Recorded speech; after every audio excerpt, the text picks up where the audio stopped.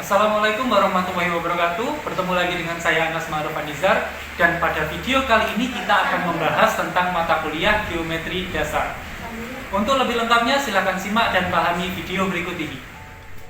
Oke, kita lanjutkan. Pada video kali ini kita akan membahas tentang masih seputar sudut ya. Masih seputar sudut. Kita masih membahas sudut, tapi nanti kita singgung sedikit tentang kekongruensian pada sudut. Ingat ya, kekongruenan atau kekongruensian pada sudut. Di pertemuan depan kita akan membahasnya pada segitiga. Gitu ya. Sekarang kita bahas tentang sudut dulu. Pertama, kita buka materi pada video kali ini dengan postulat. Postulat 12 berkenaan dengan konstruksi sudut. Nah, jadi bunyinya postulat itu seperti ini. Misalkan ada sinar AB. Nah, ini sinar loh ya. Ada sinar garis AB pada sisi bidang setengah V. Ingat, ada bidang setengah. Jadi ini sudah memakai materi yang kemarin tentang bidang setengah. Maka untuk setiap bilangan real R, jadi bilangan real ya, bilangan real R antara 0 sampai 180 ada tepat satu sinar AP sehingga ukuran sudut PAB itu sama dengan R. Maksudnya seperti apa sih? Pertama kita bahas dulu ini, kalimat yang pertama. Premisnya, misalkan AB pada sisi bidang setengah V. Yang namanya bidang itu kan seluruhan itu ya, kayak karpet yang saya bilang itu ya. Nah, sekarang begini.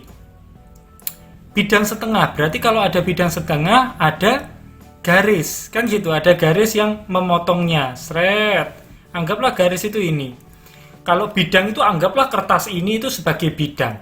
Kemudian ada garis ini. Entah garis ini garis apa namanya saya nggak tahu. Anggaplah garis ini sebagai garis ZB misalnya gini. Nah gini, ada garis ZB ini kan diperpanjang terus ke kanan dan terus ke kiri. Artinya dia nanti akan membagi suatu bidang menjadi apa? Bidang setengah. Yang atas sama yang di bawahnya sinar garis, gitu kan ya. Nah ini namanya bidang setengah V. Kemudian misalkan AB pada sisi, berarti pada sini, kita taruhlah A-nya di sini misalnya. Maka AB ini, sinar AB itu berarti arahnya ke sana ya, AB ke sini ya. Nah, misal AB pada sisi bidang setengah V itu ini maksudnya. Nah, kan pas pada sisi toh, sisi itu pas pada sinarnya ini maksudnya. Sisi itu kan adalah sinar yang membagi suatu bidang menjadi dua bidang setengah. Gitu, ini sisi namanya, sisi atau apa itu namanya, garis ZB. Nah, garis atau sinar AB itu ada pada sisinya. Nah, berarti ada di sini nih AB, arahnya sama ke sana ya, AB. Maka untuk setiap bilangan real R antara 0 sampai 180, jadi R-nya itu ada pada rentangan antara 0 sampai 180. Ada tepat satu AP, maksudnya ada tepat satu titik P sehingga sinar AP, misalnya di sini nih. Misalnya di sini itu ada P. Nah, gini. Sinar AP berarti ya gini, seret kayak gini. Nah, ada tepat satu garis, maaf kok garis sinar AP sehingga ukuran dari PAB. PAB itu yang mana ya ini? PAB berarti yang ini. Itu setara dengan R. Nah, gitu loh.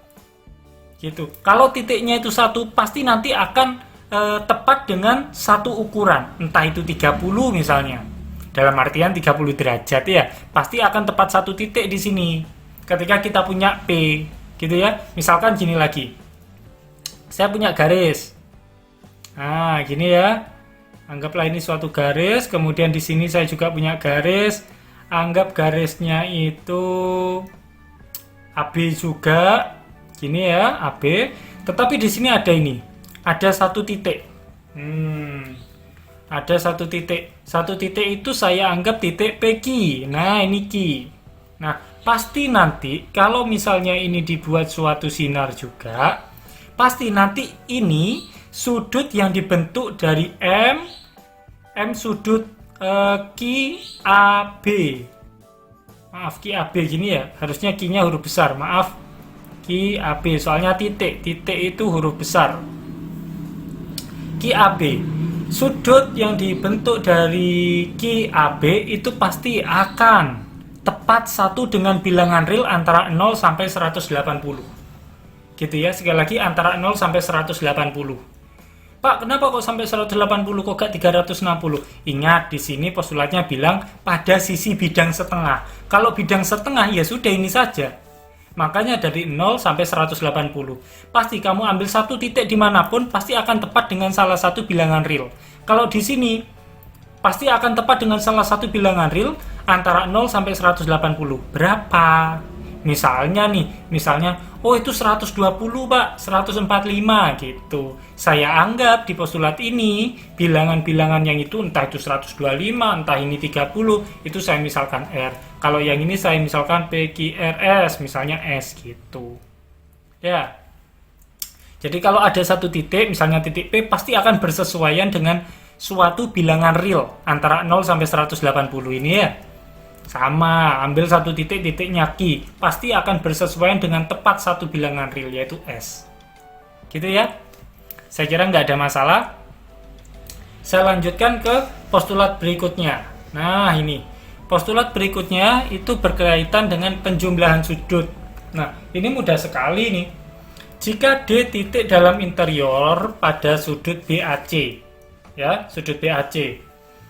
Titik dalam interior pada sudut BAC. Saya gambarkan terlebih dahulu sudut BAC itu yang mana. Anggaplah sudut BAC itu yang gini. Ini B, ini A, ini C. Nah, gini ya. Nah, seperti ini. Ini kan sudut BAC nih. D titik dalam interior. Oh, berarti di daerah sini. Terserah mau di mana kamu milihnya. Misalnya di sini, ya sudah, taruh di sini. Di sini titik D. Maka ukuran sudut BAC ini itu sama dengan ukuran sudut BAD. Mana BAD? BAD. Oh, ini berarti ini dibuat garis gini. Maka ukuran sudut MBAC, BAC itu kan yang ini ya. Nah, yang ini dari sini ke sini itu namanya sudut BAC, ukuran sudut BAC. Kalau BAD yang mana? Ya BAD, berarti yang ini. Gitu ya. Ditambah DAC, DAC, berarti yang mana? Yang ini. Nah, sangat jelas sekali, kelihatan sekali bahwasannya yang besar itu adalah penjumlahan antara BAD dengan DAC, kayak gitu ya. Kalau misalnya yang besar itu saya kasih nama sudut 3, yang ini sudut 1, yang ini sudut 2, maka endingnya adalah M sudut 3 itu sama dengan M sudut 1 ditambah dengan M sudut 2. Loh Pak, sama tak dengan itu? Sama saja kan, hanya perbedaan menuliskan sudut. Kalau di sini tak kasih nama 3, kalau di sini M sudut 3 itu apa? M sudut BAC, kan gitu. Sama dengan ukuran sudut BAD ditambah ukuran sudut ukuran sudut DAC. Nah, kayak gini. Sama aja ya. Nah, itu tentang postulat penjumlahan. Saya kira nggak ada yang susah untuk postulat 12 dan 13. Ini postulat, jadi kita tidak perlu membuktikan kebenarannya, cukup diyakini dan dipahami saja. Gitu ya. Kita lanjutkan ke definisi nih. Nah, ini sudah masuk ke definisi. Sudut bersisihan. Nah, dua sudut sebidang disebut bersisihan, berarti sebidang, berarti sama-sama ada di kertas, gitulah anggapannya. Dua sudut sebidang disebut bersisihan jika dan hanya jika sudut-sudut tersebut mempunyai sisi yang bersekutu. Ini mempunyai sisi yang bersekutu.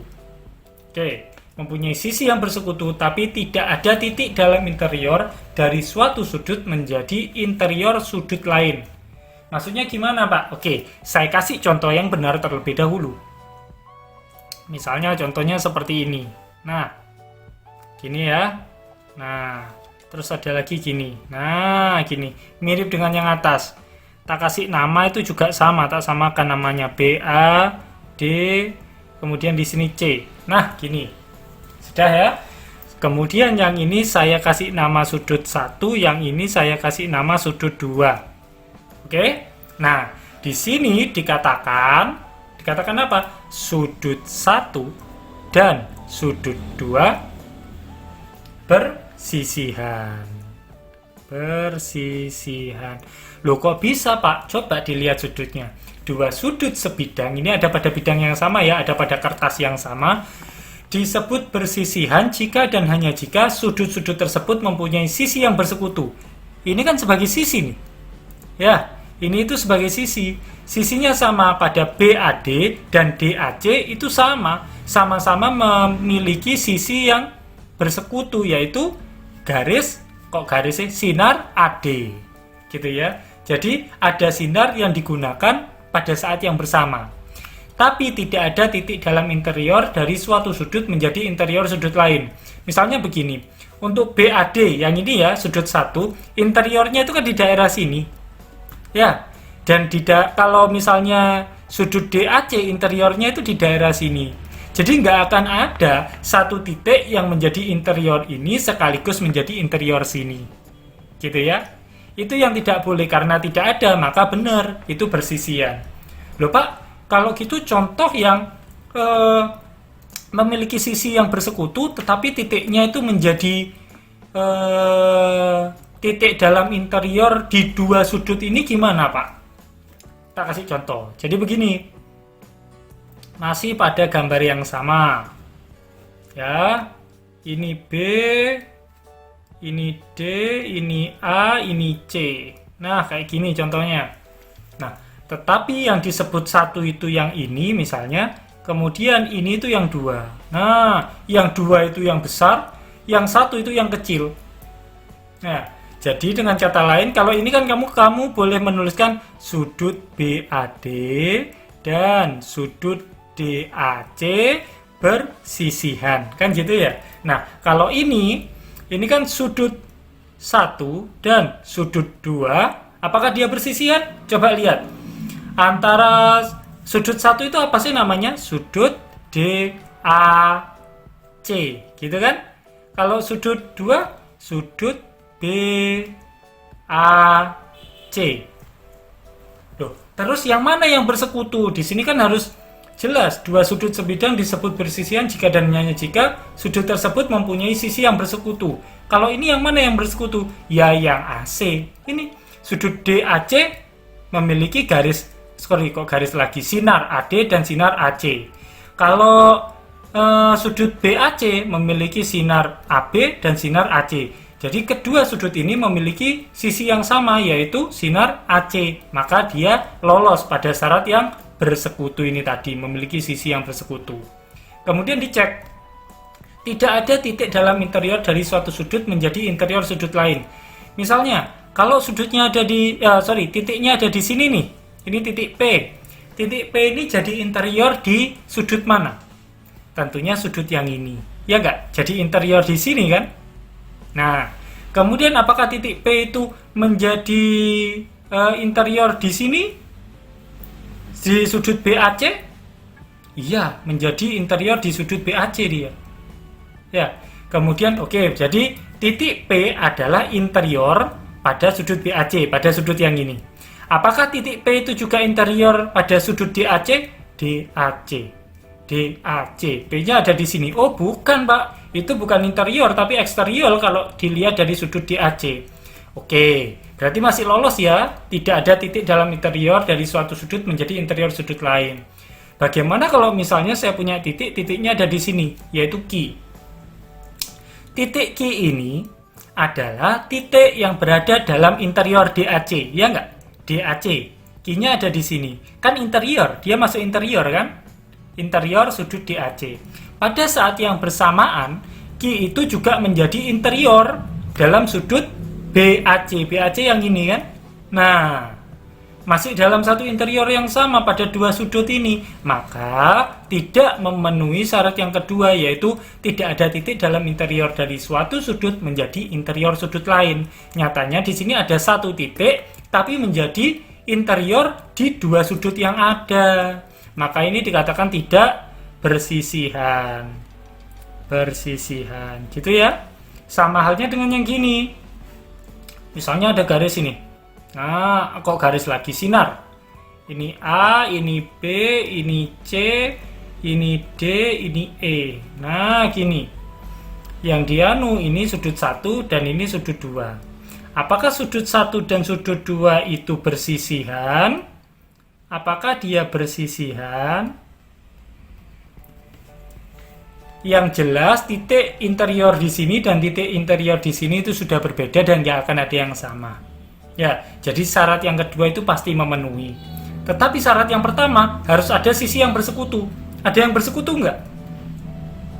Tidak ada yang bersekutu. Ini garisnya AB dan AC, yang ini AD dan AE. Maka sudut 1 dan sudut 2 tidak bersisihan.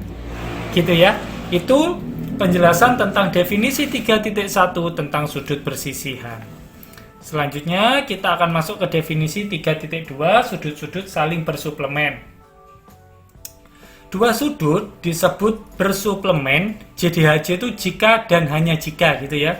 Jumlah kedua sudut itu 180 derajat. 180 gitu aja. Ya, nggak ada omongan derajat kalau kita berbicara tentang ukuran sudut. Nanti kalau sudah berbicara tentang soalnya, kita akan berbicara tentang derajatnya. Dua sudut disebut bersuplemen jika dan hanya jika jumlah kedua sudut 180. Contohnya bagaimana? Misalkan saya punya garisnya kayak gini. Garis yang pertama gini. Seret. Nah, ini A, B, titik B, ini titik C. Nah, gini ya. Nah, ini itu ternyata 40 derajat. Nah, ini baru ada derajatnya. Tetapi kalau sudah dikata-kata seperti ini, ukuran suatu sudut nggak ada derajatnya. Gitu ya. Ingat lagi pertemuan yang kemarin tentang cara menuliskan ukuran suatu sudut. Oke, di sini ada 40 derajat. Kemudian ada juga sudut lain. Ini sudutnya DEF. Nah, kayak gini. D, E, dan F. Ternyata ini itu kalau dihitung adalah 140 derajat. Nah, kita lihat dua sudut disebut bersuplemen jika dan hanya jika jumlah kedua sudut adalah 180. Coba sudut A itu yang ini ditambah dengan sudut E itu sama dengan 40 ditambah 140. Kan gitu ya. Sama dengan berapa? 180. Sudut A ditambah sudut E sama dengan 180. Maka sudah memenuhi definisi 3.2. Dua sudut disebut bersuplemen jika dan hanya jika jumlah kedua sudut 180. Karena sudut A ditambah sudut E hasilnya adalah 180, maka sudut A dan sudut E bersuplemen. Kayak gitu, gampang. Gampang sekali ya. Itu tentang definisi 3.2. Selanjutnya definisi 3.3. Definisi 3.3 bunyinya ini tentang sudut-sudut pasangan linier. Apalagi itu, Pak? Nah, kita lihat ini. Dua sudut disebut berpasangan linier jika dan hanya jika yang pertama sudutnya itu bersisihan. Ya, sudutnya bersisihan. Ingat lagi yang atas ini yang tentang bersisihan ya. Jadi syarat yang pertama sudutnya bersisihan, syarat yang kedua sisi yang tidak bersekutu. Ya, sisi yang tidak bersekutu merupakan sinar yang berlawanan arah. Jadi gimana? Contohnya, Pak? Contohnya begini. Gini ya. Ini tak kasih B, ini tak kasih A, ini tak kasih C. Arahnya ke sini, arahnya ke sini. Nah, kemudian di sini tak kasih titik lagi A, B, C, D. Nah, ke sini. Oke, sudah. Sekarang perhatikan sudut ini dan sudut ini. Ya. Yang ini tak tulis 1, sudut 1, dan yang ini tak tulis sudut 2. Oke. Kalau sudah ada sudut 1, sudut 2, coba lihat. Sudut bersisihan. Dua sudut disebut berpasangan linear jika dan hanya jika sudutnya bersisihan. Sudut 1 dan sudut 2 bersisihan enggak? Dia bersisihan. Karena apa? Karena ada satu sisi yang bersekutu. Nah, ini sisi yang bersekutu kan yang AB. Yang AB ini, sinar AB itu dipakai untuk sudut ini dan dipakai untuk sudut ini. Kan gitu. Titik interiornya juga berbeda. Nggak akan mungkin ada yang sama antara sudut 1 dan sudut 2. Ya kan? Maka sudut 1 dan sudut 2 bersisihan. Syarat yang A terpenuhi. Sekarang syarat yang B. Sisi yang tidak bersekutu, yang bersekutu kan AB tadi ya, sinar AB. Sisi yang tidak bersekutu merupakan sinar yang berlawanan arah. Sisi yang tidak bersekutu berarti ya AC dan AD. Loh, AC dan AD itu kan berlawanan arah. Dalam artian sudutnya itu 180 gitu maksudnya. Itu arti dari berlawanan arah ya. Yang AC arahnya ke kanan, yang AD arahnya ke kiri. Oh, berarti terpenuhi. Nah, maka contoh seperti ini dikatakan sudut 1 dan sudut 2 berpasangan linier. Oke, gitu ya. Saya rasa nggak ada masalah sampai pada definisi 3.3 ini. Oke, kita lanjutkan postulat 14. Suplemen, tentang suplemen. Kalau tadi itu definisi sudut saling bersuplemen, sekarang ada postulat tentang suplemen. Jika dua sudut membentuk pasangan linier, maka kedua sudut tersebut saling bersuplemen. Apa artinya? Kalau saya gabungkan dengan yang tadi, yang sudut pasangan linier itu kan yang ini ya. Postulat 14 itu mengatakan jika dua sudut membentuk pasangan linier seperti ini, maka kedua sudut tersebut saling bersuplemen. Saling bersuplemen itu apa tadi ya Pak ya? Saling bersuplemen itu adalah yang ini atasnya, dua sudut disebut bersuplemen jika dan hanya jika jumlah kedua sudut adalah 180 derajat. Gitu ya. Sangat mudah sekali menunjukkannya. Ya pasti kan, satu garis lurus itu kan 180. Yang ini kan sama, sudut 1 dan sudut 2. Kan sama tuh. Dalam artian gini. Ini bukan pembuktian loh ya, soalnya postulat 14 tidak ada pembuktian postulat, hanya untuk kalian memahaminya. Sudut DAC. Nah, gini ya, gunakan penjumlahan sudut. Penjumlahan sudut. Sudut DAC itu kan sama dengan sudut DAB ditambah sudut BAC, kan gitu kan? Ya enggak? Sudut DAB ditambah sudut BAC. Sudut DAC itu kan berlawanan arah. Kalau berlawanan arah kan 180 kan gitu kan? Sudut DAB itu sudut 1, biar gampangnya sudut 1 ditambah sudut 2. Sudah, sudut 1 ditambah sudut 2 sama dengan 180. Berdasarkan definisi 3.2, kalau jumlahnya itu adalah 180, maka sudut 1 dan sudut 2 adalah saling bersuplemen. Maaf, gak kelihatan ya, saling bersuplemen. Gini. Sudah gini aja penjelasannya. Jelas sekali karena ada pada suatu bidang, kemudian dia merupakan sudut-sudut yang berpasangan linier, pasti kalau dijumlahkan ya 180. Kalau 180 ya berarti dia saling bersuplemen. Ingat ya, kalau bersuplemen itu kalau dijumlahkan adalah 180. Itu tentang postulat 14. Selanjutnya ada definisi 3.4. Nah, ini definisinya mudah. Definisi sudut-sudut istimewa. Pertama ada namanya sudut lancip. Sudut lancip adalah sudut yang berukuran lebih dari 0 dan kurang dari 90. Itu lancip namanya.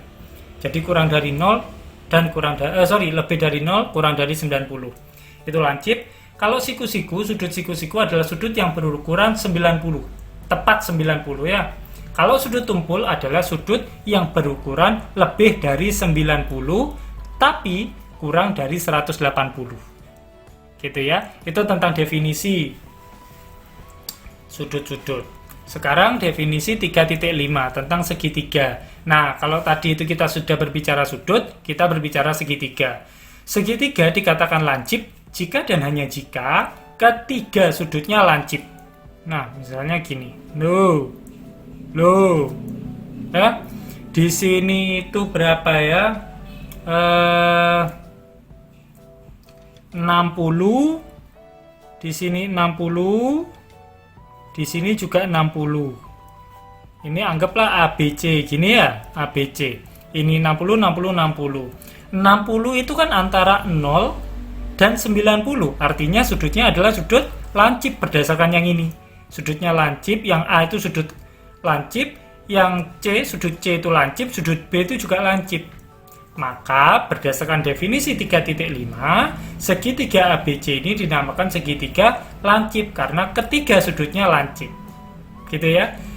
Berbeda dengan itu, kalau misalnya ada gambar seperti ini, segitiga seperti ini, DEF, yang ini berapa ya? Yang ini 10 derajat misalnya. Yang ini 20 derajat misalnya. Kemudian yang ini itu 150 derajat. Nah, kayak gini.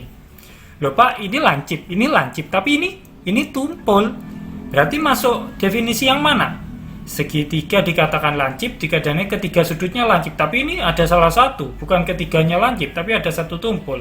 Segitiga dikatakan tumpul jika dan hanya jika salah satu sudutnya tumpul. Oh, berarti yang ini itu segitiga lancip, yang ini adalah segitiga tumpul. Gitu ya. Mudah sekali definisi 3.5. Kita lanjutkan ke definisi 3.6. Siku-siku. Kalau tadi kita sudah berbicara tentang segitiga lancip dan segitiga tumpul, sekarang kita akan membahas tentang segitiga siku-siku. Ini ada kata-kata segitiga siku-siku ya. Coba lihat, segitiga dikatakan siku-siku jika dan hanya jika salah satu sudutnya siku-siku. Misalnya contohnya kayak gini ya. Nah, kayak gini. Biasanya siku-siku itu dilambangkan seperti ini. Ada tanda kotak ini tegak lurus, itu artinya siku-siku gitu ya. Nanti kita juga akan membahas tentang definisi tegak lurus kok. Jadi anggap ini siku-siku gitu. Sudutnya 90 derajat. Atau jangan pakai ini dulu lah, gini aja dulu. 90 derajat, karena kita belum membahas tentang tegak lurus. Oke, ataupun misalnya gambarnya kayak gini. Nah, kayak gini, seret kayak gini. Tetapi di sini 90 derajat ya sama saja meskipun dibolak-balik ya. ABC, D, E, F. Sama saja. Ini ABC, segitiga ABC maupun segitiga D, E, F adalah segitiga siku-siku kalau berdasarkan ini ya. Salah satu sudutnya siku-siku. Nah, kemudian di sini ada definisi lagi nih di definisi 3.6. Sisi di depan sudut siku-siku disebut hipotenusa. Berarti yang mana? Sisi di depan siku-siku. Depannya ini mana? Oh ini berarti yang namanya hipotenusa atau sisi miring, biasanya gitu. Kedua sisi yang lain disebut kaki. Oh, berarti yang ini dan yang ini disebut kaki. Gitu ya. Sama, berarti ini depannya ini mana? Ini itu hipotenusa. Yang ini adalah kaki, yang ini adalah kaki. Gitu ya? Nggak ada masalah juga, saya kira. Definisi 3.6 mudah. Sekarang definisi 3.7. Berkaitan dengan garis saling tegak lurus. Nah, ini yang barusan saya sebutkan. Dua garis dikatakan tegak lurus jika dan hanya jika keduanya berpotongan dan membentuk sudut siku-siku. Misalkan berpotongannya seperti ini tuh setelah dicek itu ukurannya itu 60 derajat misalnya. Di sini juga 60 derajat. Di sini berapa? Di sini 120 derajat. Di sini juga 120 derajat. Misalnya seperti ini. Apakah dua garis ini misalkan garis AB, yang ini garis CD. Nah, gini. Apakah garis AB dan garis CD itu garis yang tegak lurus? Bukan, karena tidak membentuk sudut siku-siku. Terus yang membentuk sudut siku-siku ya apa? Ya, contohnya seperti ini. Ya. Ini AB. Karena garis itu maka memiliki arah kedua tempat gitu ya, kanan atas bawah kanan kiri. Nah, karena membentuk sudut siku-siku nih, pasti garis AB dan garis CD itu dinamakan garis yang tegak lurus karena berpotongan dan membentuk sudut siku-siku. Mudah ya, nggak ada masalah saya kira. Oke, saya lanjutkan. Kalau tadi itu kita berbicara tentang sudut bersuplemen. Sekarang ada temennya nih, namanya sudut berkomplemen. Apa definisinya? Dua sudut dikatakan berkomplemen jika dan hanya jika jumlah ukurannya itu 90. Jumlah ukuran sudutnya maksudnya ya. Ukurannya itu sudut. sudut keduanya itu 90. Misalkan nih, yang ini itu 30, yang ini itu 60. Nah, gini misalnya. Anggaplah ini sudut ini 30 derajat ya, 60 derajat, ini BAC, yang ini DEF. Nah, coba kita jumlahkan antara ukuran sudut BAC ditambah dengan ukuran sudut DEF. Nah, gini. BAC itu kan 30. DEF itu 60. Maka ukurannya adalah 90. Loh, kok hasil penjumlahannya itu 90? Maka disebut antara segitiga, kok segitiga sih, sudut BAC dan sudut DEF itu berkomplemen atau saling komplemen. Komplemen. Nah, gini. Ini definisi dan juga contohnya seperti itu. Ya, dua sudut yang saling berkomplemen. Sudut BAC dan sudut DEF. Kenapa? Karena kalau dijumlahkan hasilnya adalah 90. Itu definisi 3.8. Sekarang kita akan membahas tentang definisi 3.9. Dua sudut dikatakan sama atau sama dengan jika dan hanya jika keduanya sama. Nah, ini harus diperhatikan nih. Ya, harus benar-benar diperhatikan. Soalnya kemarin kita sudah berbicara tentang kekongruenan. Nah, kongruen itu, ya, kalau kongruen itu ukuran sudutnya yang sama. Ya, kalau kongruen itu kan gini. Misalnya gini, misalkan saya punya dulu gambar. Gambarnya gini. Sret, ini 30 derajat. Gini ya. Ini C A B. Nah, gini. Yang ini itu DEF. Sama 30 derajat juga. Sudah ya? Nah, dari dua hal ini kita bisa menyatakan kalau misalnya ini bukan sudut yang sama, ini nanti tak kasih contoh sudut yang sama. Kalau tulisannya masih gini, M atau ukuran sudut ABC itu sama dengan ukuran sudut DEF. Ini masih belum mengartikan sudut yang sama loh ya. Ini masih belum mengartikan itu. Soalnya dari sini itu mengindikasikan apa? Gunakan definisi kekongruenan yang kemarin itu, maka hasilnya adalah sudut ABC kongruen dengan sudut DEF. Nah, itu tentang kekongruenan. Tetapi kalau sudut yang sama itu, ya maksudnya kayak gini. Sudut CAB, yang ini ya, sudut CAB itu sama. Oh, ini kok ABC nih ya? Salah ini ya. Harusnya CAB ini ya. CAB, yang ini juga CAB, maaf. Harusnya sudut CAB itu sama dengan sudut BAC atau sama dengan sudut A, gitu saja. Ini yang namanya sudut yang sama pada definisi 3.9, gitu ya. Kalau yang ini tuh kita gunakan yang kekongruenan. Jangan salah loh ya. Yang dimaksud sudut yang sama itu yang ini, bukan ukurannya. Kalau sudah kaitannya dengan ukuran yang sama, maka bukan sudut yang sama, tetapi kekongruenan. Ya, sudah dibahas di video sebelumnya tentang sudut yang kongruen. Kalau ukurannya itu sama, ukuran derajatnya itu maksudnya ya. Nah, ini yang sama itu seperti ini. Gitu ya. Itu tentang definisi 3.9. Nah, selanjutnya kita baru akan main-main nih tentang teorema-teorema sudut, gitu ya. Pertama ada teorema 3.1. Di teorema 3.1 itu jika dua sudut saling berkomplemen, maka kedua sudut itu adalah lancip, gitu ya.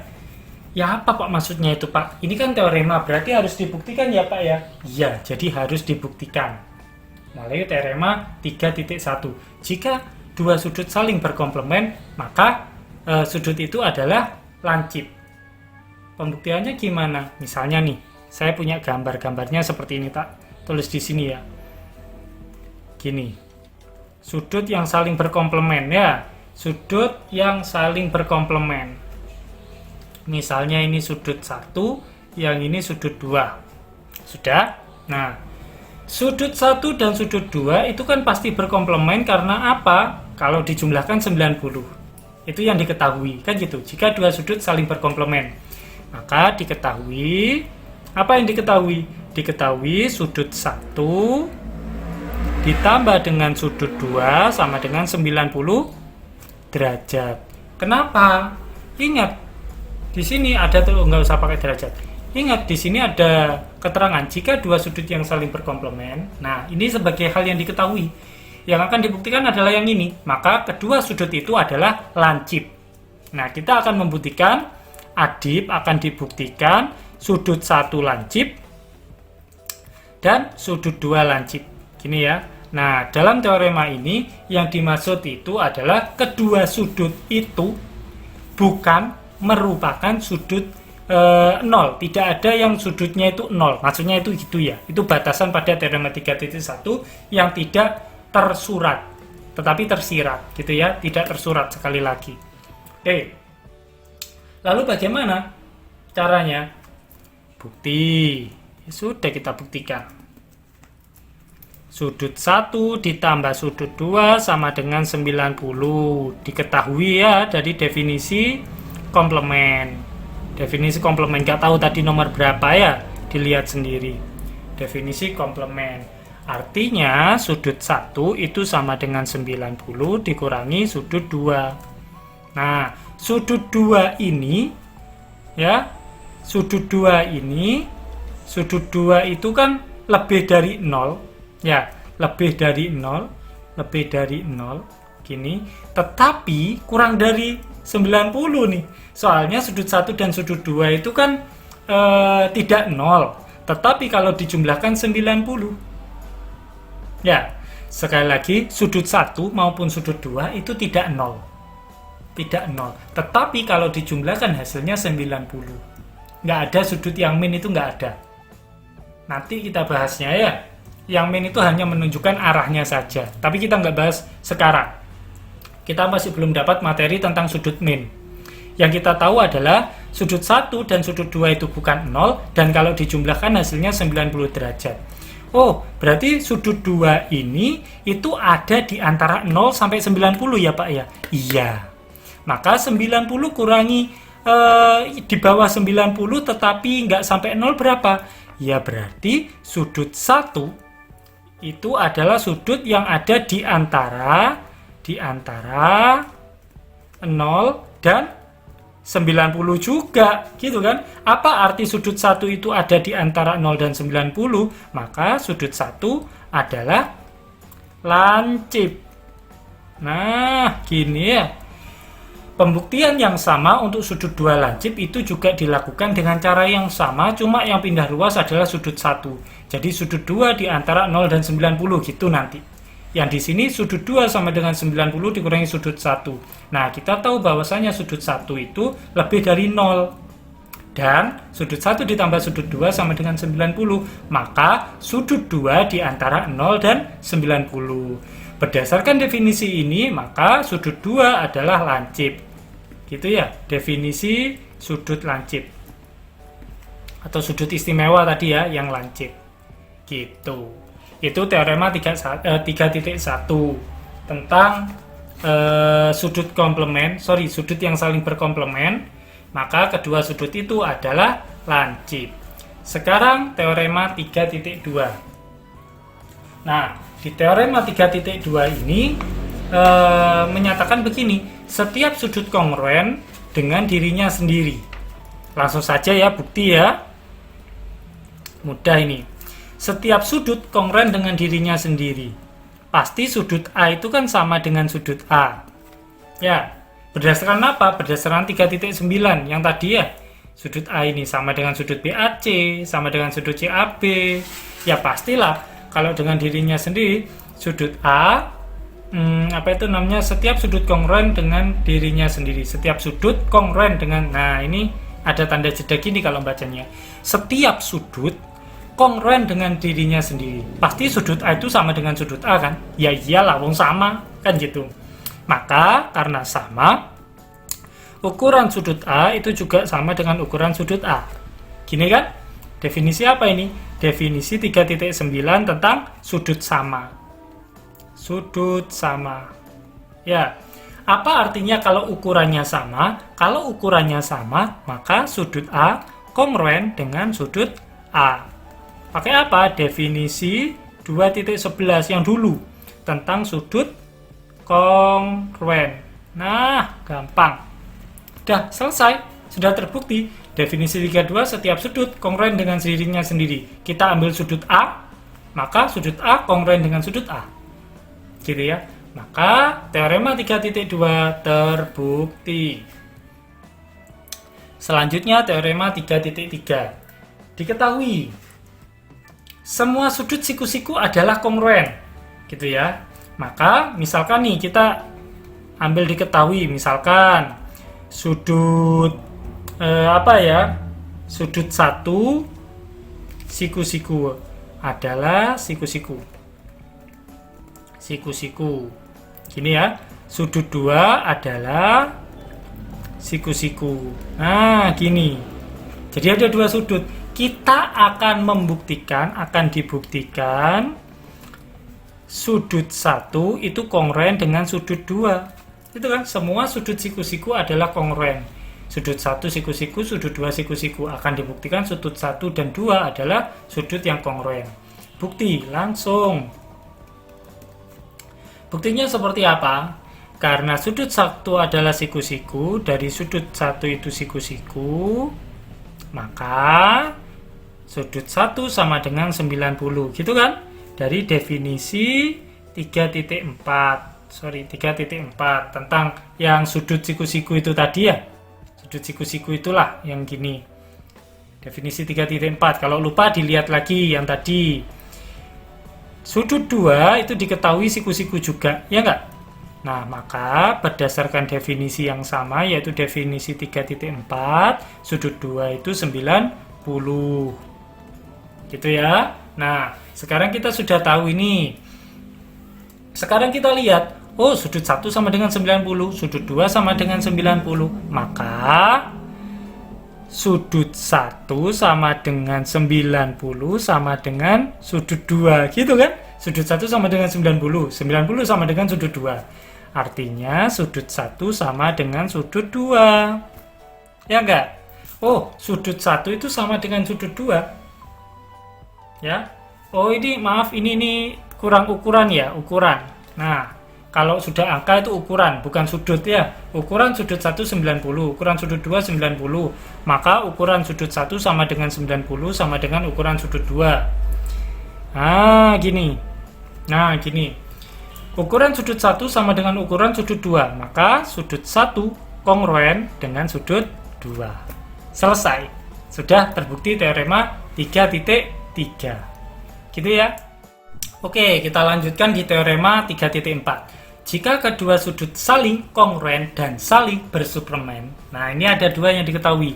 Jadi ada dua sudut, saling kongruen dan saling bersuplemen. Maka masing-masing sudut itu adalah siku-siku. Itu yang akan kita buktikan. Gimana cara membuktikannya? Oke. Kita tuliskan dulu yang diketahui. Sudut saling berkongruen. Anggaplah itu sudut 1 kongruen dengan sudut 2. Kemudian saling bersuplemen. Artinya M sudut 1 kalau ditambah dengan M sudut 2 itu sama dengan 180. Ini definisi, lihat ya definisi berapa, pokoknya tentang suplemen itu.